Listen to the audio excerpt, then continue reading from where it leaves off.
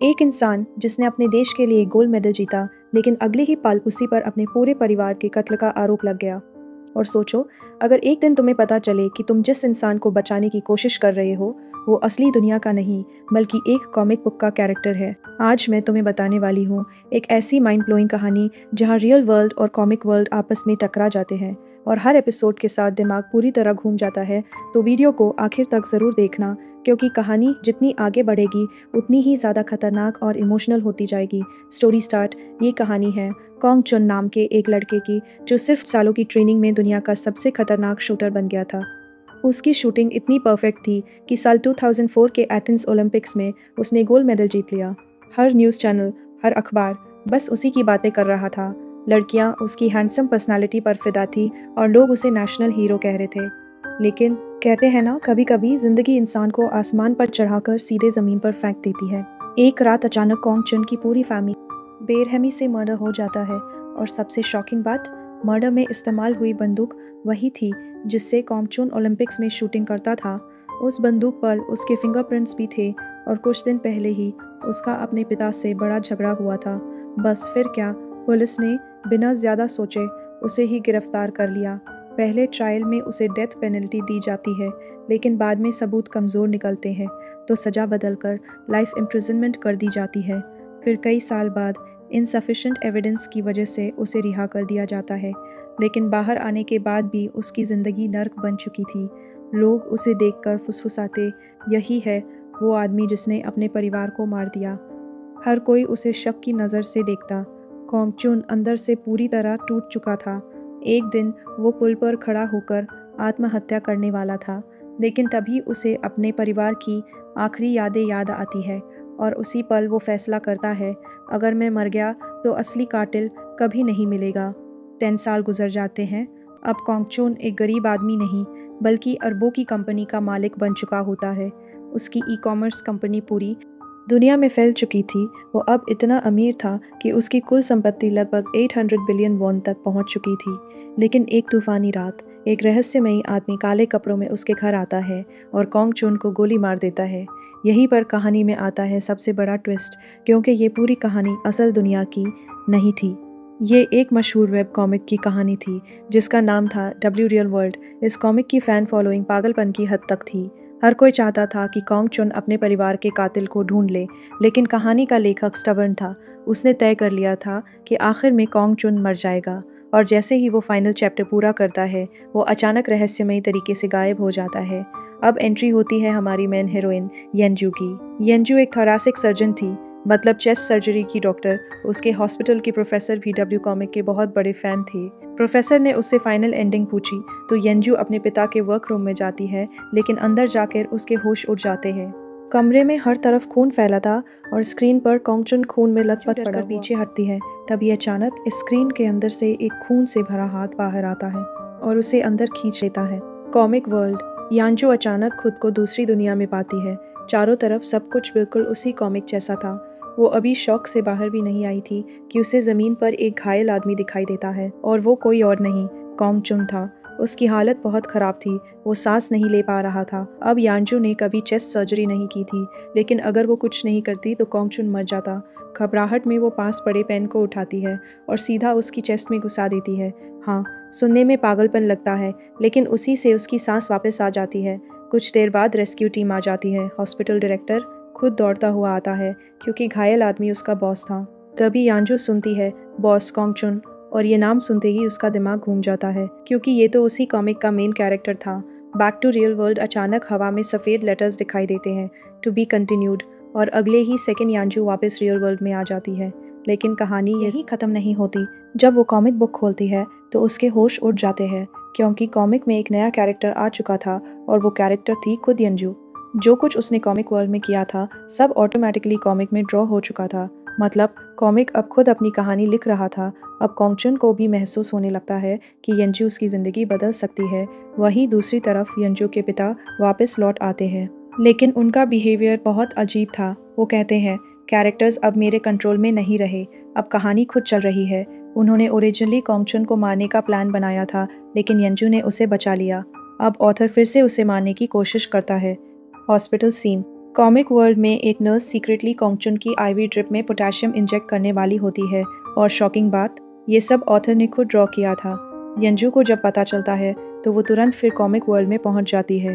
वो हॉस्पिटल भागती है और ठीक समय पर कॉन्गचुन की आईवी नीडल निकाल देती है। मतलब उसने दूसरी बार उसकी जान बचा ली। अब कॉन्गचुन पूरी तरह कंफ्यूज था। ये लड़की आखिर है कौन?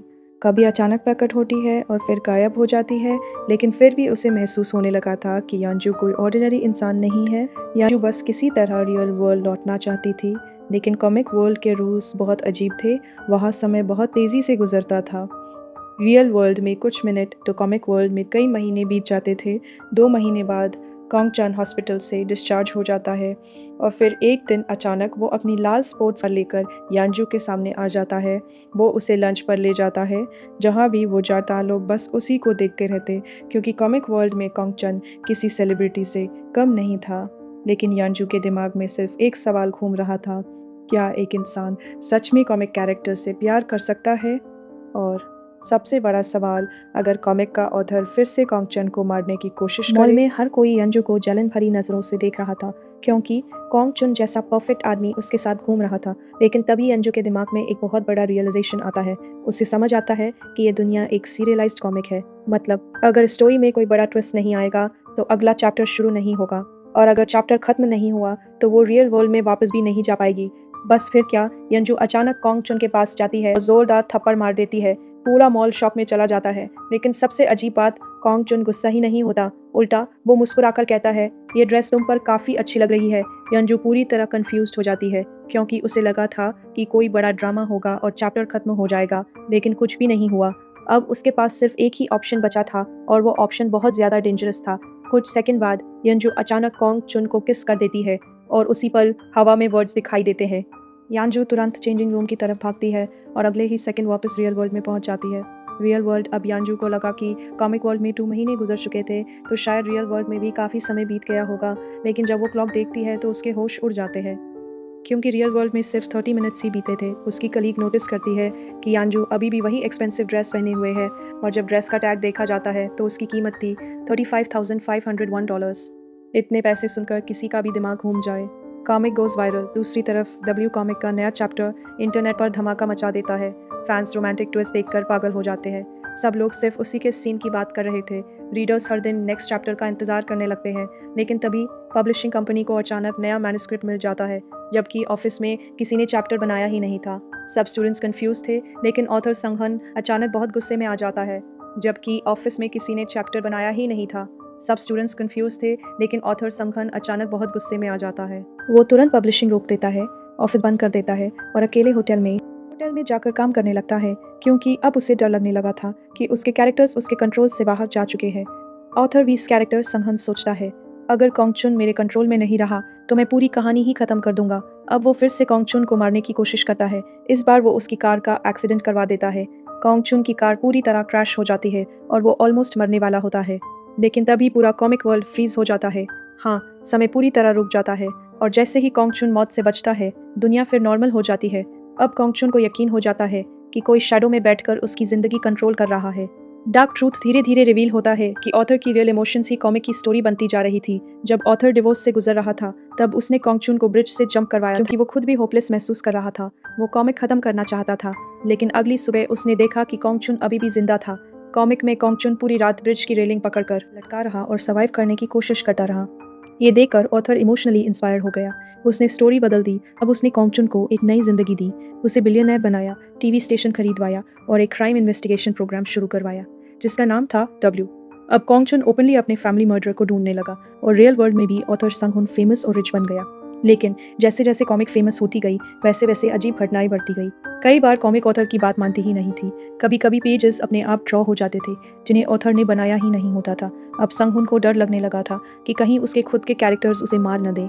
यांजू रिटर्न्स अगेन। अब दूसरी तरफ यांजू के सीन की वजह से पब्लिक में शर्मिंदगी फील कर रही थी। हर जगह लोग उसी सीन की बातें कर रहे थे। रियलिटी और कॉमिक के बीच फंसकर उसका दिमाग थक चुका था।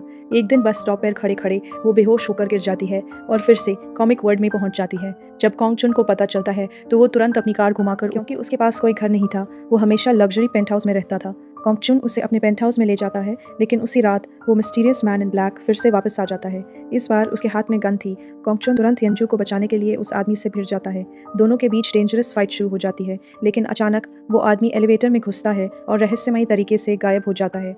दूसरी तरफ ऑथर संघन फिर फेल हो चुका था। गुस्से में वो अपनी इलेक्ट्रॉनिक ड्राइंग बोर्ड को फायर एक्सटिंग्विशर से तोड़ देता है। यांजू जब होश में आई तो उसकी नज़र कमरे में रखी ट्रांसपेरेंट लिंजरी पर पड़ती है और वो तुरंत घबरा जाती है। उसके दिमाग में बस एक ही सवाल घूम रहा था, कहीं कॉन्गचुन कोई अजीब इंसान तो नहीं। लेकिन फिर वो खुद को शांत करती है, क्योंकि अभी उसके सामने उससे भी बड़ा प्रॉब्लम था। उसे किसी भी तरह टू बी कंटिन्यूड ट्रिगर करना था ताकि वो वापस रियल वर्ल्ड जा सके। बस फिर क्या, यांजू अचानक कॉन्गचुन के सामने अपने कपड़े उतारने लगती है। कॉन्गचुन उसे शॉक होकर देखता है और पूछता है, तुम आखिर करना क्या चाहती हो? अब याद रखो, कॉन्गचुन कोई नॉर्मल इंसान नहीं था। वो एक बेस्ट सेलिंग कॉमिक का मेन कैरेक्टर था। उसने अपनी ज़िंदगी में हर तरह के डेंजरस और रोमांटिक सीन्स देखे थे, इसलिए वो तुरंत समझ गया कि यांजू कुछ छुपा रही है। अचानक वो गन उठाता है, उसे लोड करता है और सीधे यांजू पर तान देता है। पूरा माहौल डरावना हो जाता है। कॉन्गचुन गुस्से में पूछता है, तुम अचानक मेरे सामने आती हो फिर गायब हो जाती हो? डरते हुए यांजू कहती है, क्योंकि अगर मैं तुम्हें किस करती हूँ तो मैं इस दुनिया से डिसअपियर हो जाती हूँ।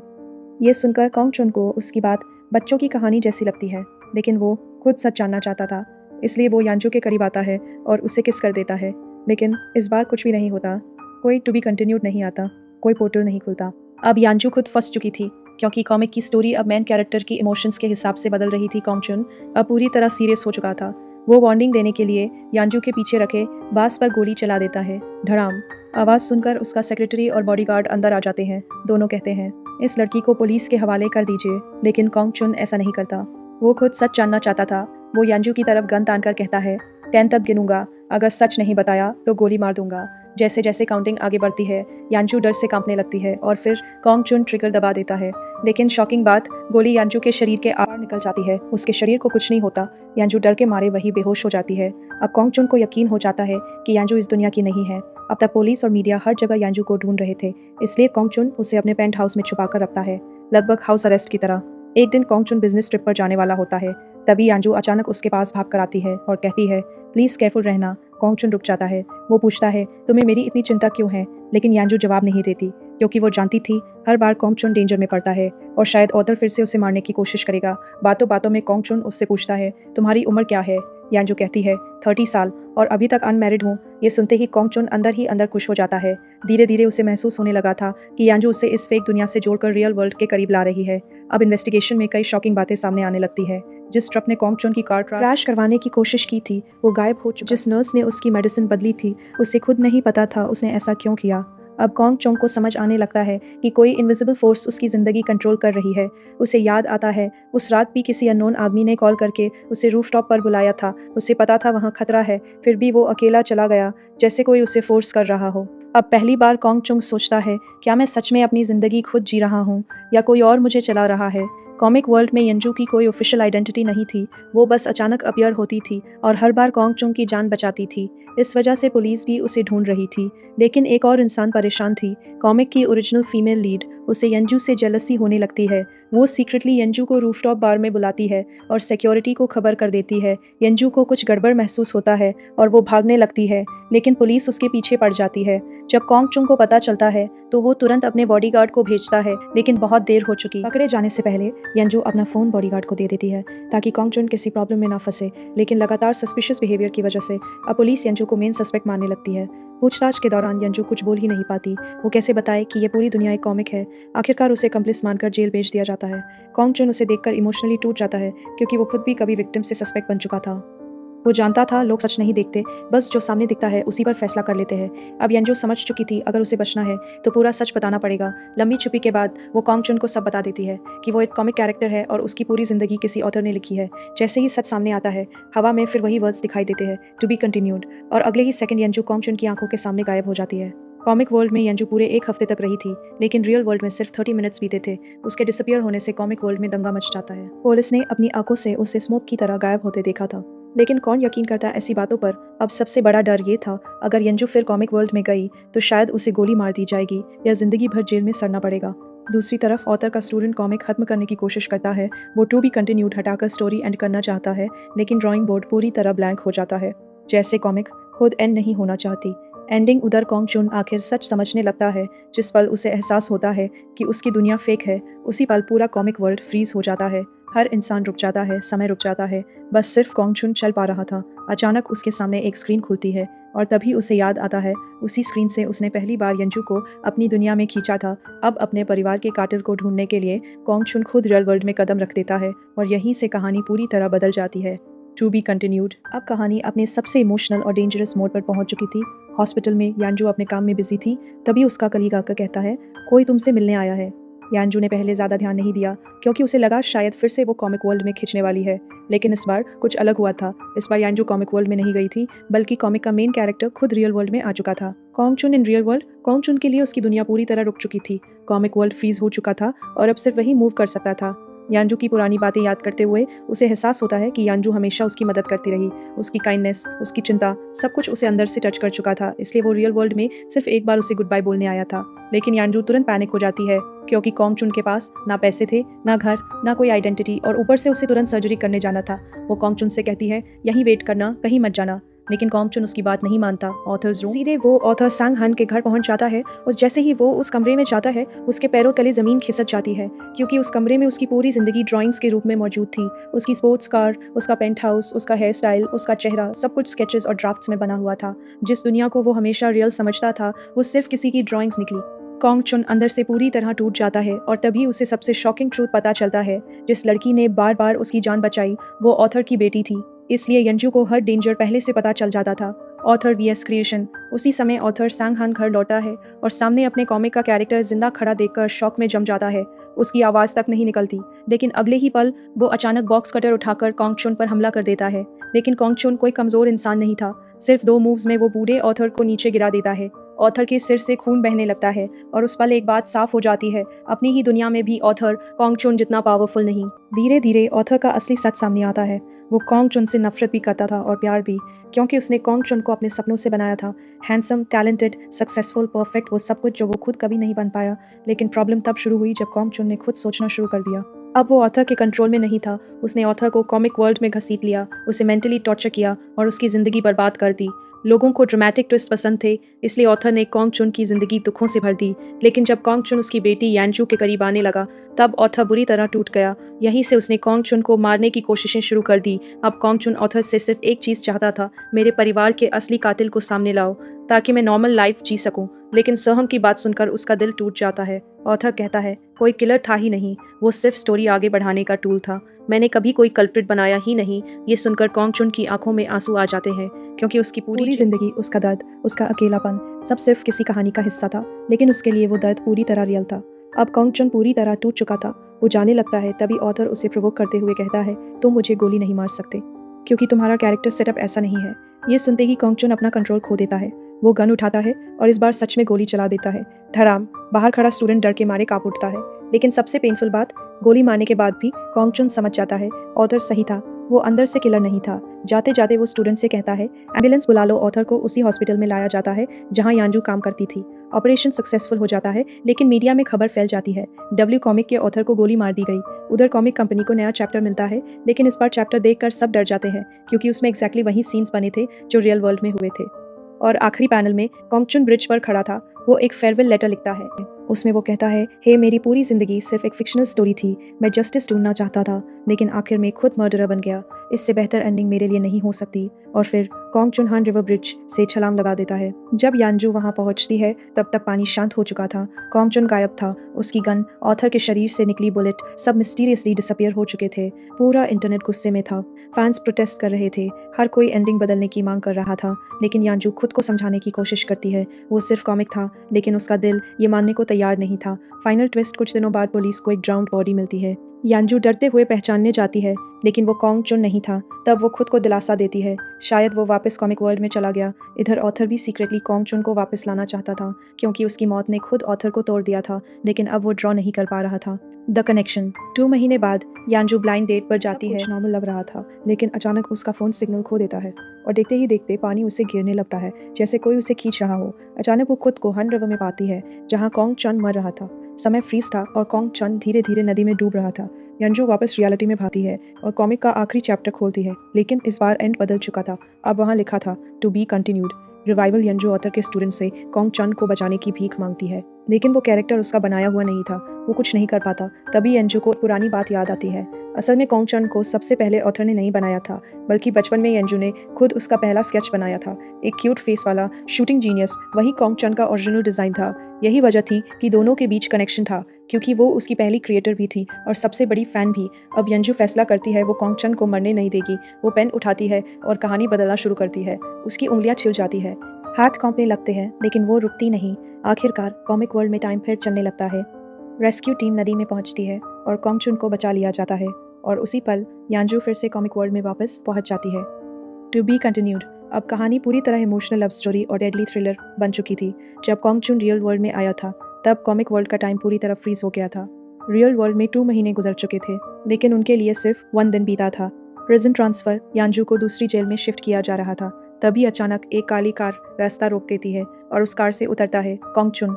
वो गार्ड्स को हटाकर सीधे यांजू के पास जाता है। उसकी आंखों में 1000 सवाल थे। वो पूछता है, तुमने मुझे क्यों बचाया? लेकिन यांजू जानबूझकर मजाक में बात टाल देती है, क्योंकि अब कॉन्ग चुन की जिंदगी ऑथर के हाथ में नहीं थी। अब उसकी कहानी यांजू लिखने वाली थी, और इस बार वो एक रोमांटिक एंडिंग चाहती थी। कॉन्ग चुन स्पेन, लेकिन कॉन्ग चुन खुश नहीं था, बल्कि अंदर से और ज़्यादा टूट चुका था, क्योंकि उसे एहसास हो चुका था कि उसकी ज़िंदगी का हर दर्द, हर हादसा किसी और ने लिखा था। वो ऑथर से नफरत करता था, क्योंकि ऑथर ने उसे ज़िंदा रहते हुए मारने के 1000 तरीके बनाए। और अब आयरनी देखो, जब कॉन्ग चुन खुद मरना चाहता था, तब उसी ऑथर की बेटी ने उसे बचा लिया। Love confession. कुछ समय बाद कॉन्ग चुन जेल में यंजू से मिलने आता है। वो उससे दुखी होकर कहता है, तुम्हें अपनी नॉर्मल लाइफ जीनी चाहिए थी, हॉस्पिटल में काम करना चाहिए था, किसी अच्छे इंसान को डेट करना चाहिए था। तुम इस बदकिस्मत कहानी में क्यों फंस गई? और तभी यंजू उसकी आंखों में देखकर कहती है, बिकॉज आई लव यू। ये सुनते ही कॉन्ग चुन पूरी तरह इमोशनल हो जाता है। यंजू रोते हुए कहती है, मुझे बहुत डर लगा, डर कि शायद मैं तुम्हें दोबारा कभी नहीं देख पाऊंगी। उस पल दोनों के बीच की दूरी खत्म हो जाती है। सीक्रेट मैरिज अब सबसे बड़ी प्रॉब्लम थी। यंजू को जेल से कैसे निकाला जाए? अगर पुलिस को सच पता चलता तो सब खत्म हो जाता। इसलिए कॉन्ग चुन एक शॉकिंग फैसला लेता है। वो यंजू से फेक मैरिज कर लेता है। हाँ, दोनों ऑफिशियली मैरिड हो, इंटरनेशनल मैरिज रजिस्ट्रेशन के जरिए।